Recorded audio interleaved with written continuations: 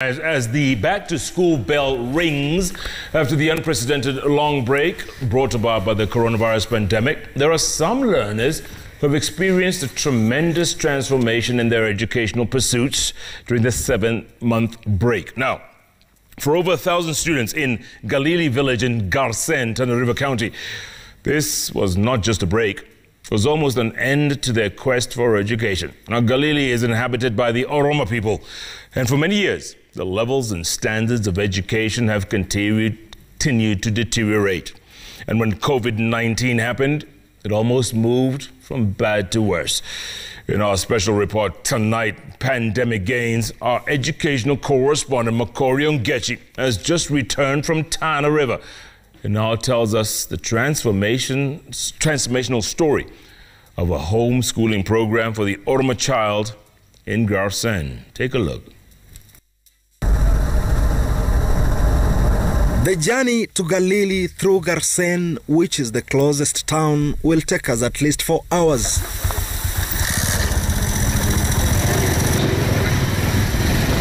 But for 2 of these hours, we must part with the convenience of travel by vehicle and instead endure a 2-hour ride on a motorbike through a forest where motorable roads are yet to be constructed.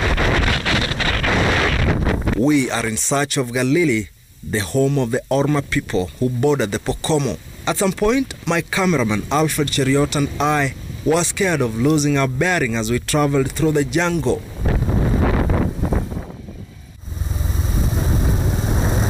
But after bravely permeating the rugged terrain, we arrive in Galili in a fleet of 20 motorbikes. In stark contrast, Galili Village does not reflect the unwelcoming state of the path that brought us here. We are received warmly and affably in the true nature of the Orma people.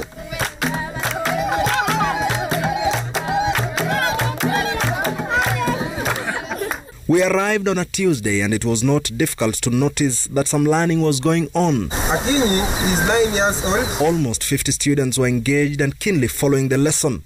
Some had their pens and books and were deeply engrossed, while others were literally by the fence with neither pens nor books. But there is no doubt that they are enjoying this particular lesson. In charge of this evidently enjoyable lesson is Mr. Salad, a native and the head of the program. So raise up your hand. As a local who speaks and understands the ways of Galili, it was easy for him to convince the parents to allow these children to attend these classes. What is the reception? Reception is an entrance of a place. Before January this year, a study by Ziz Freak, an education organization, revealed that 1 in every 2 learners in Standard 5 in Galili could not read any English word. Only 31% of them could read at least a single English word, implying that 69% were completely unable to read. And when the schools closed in March this year due to the COVID-19 pandemic, for these learners, it was almost the end of the road in their quest for education.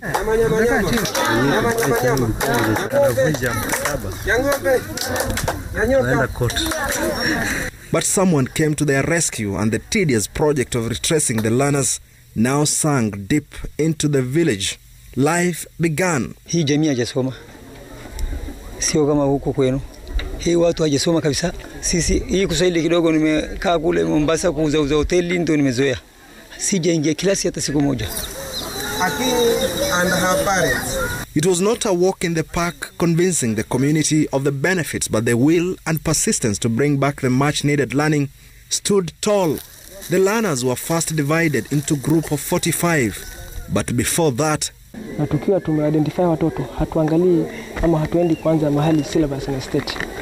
Tunaenda kuanza kabisa mahali yule mtoto yuko. Kama mtoto yuko chini na lakini yuko darasa la 5, hata kama amebelea akona miaka 15, tunampeleka katika kiwango cha chini ili aweze kusaidika na aweze kufikia wale wengine. There are close to 2,100 families that live here and within the neighborhood with an average of 5 children each. What that means is that there are potentially 7,000 children of school-going age, but until recently, education for an Orma child was not a priority. Galgalo Roba is one of the parents. Jakanyaga ilikuwa tunachunga tu, ulikuwa wakati ile wazee wetu hata ukiwa shuleni wale ambao wanaenda shule kwa ile parade, anaitwa parade. Wazee wanaenda kuchukua, wanaambia huyu anachunga huyu. Wanaturejeshwa nyumbani. And the dumbfounding evidence that education here was not a priority is the fact that there were only 2 students who have ever qualified for university. It was a miracle, they believe.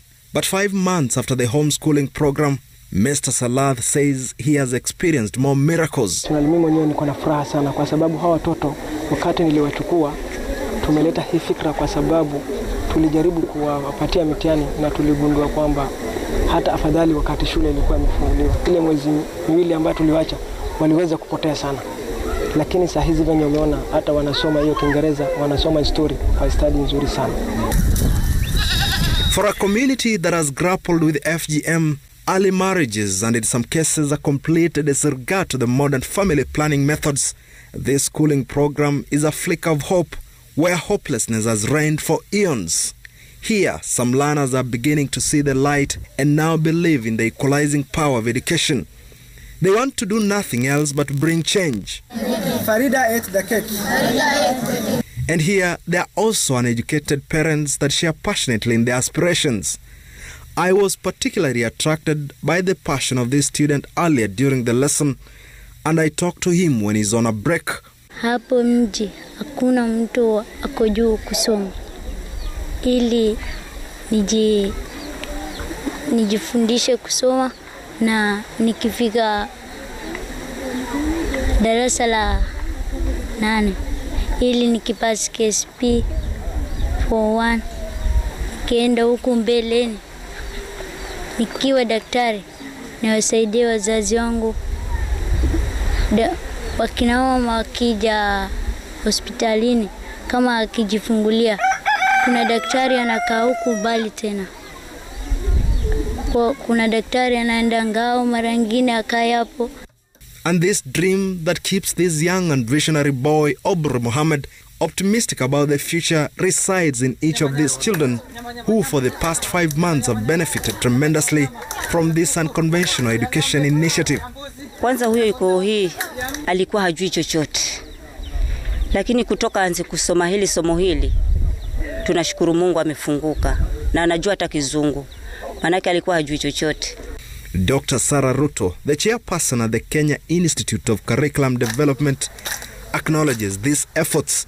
I think when we are out there, we forget that communities such as this are thriving, that children are still here together, and therefore, even before we did anything, the teacher who went to school over here in May decided that he's not going to sit and do nothing. It is an example of parental empowerment and engagement, that the parents here heeded to the call of one of their own to support and ensure that learning continues. And so you have different camps.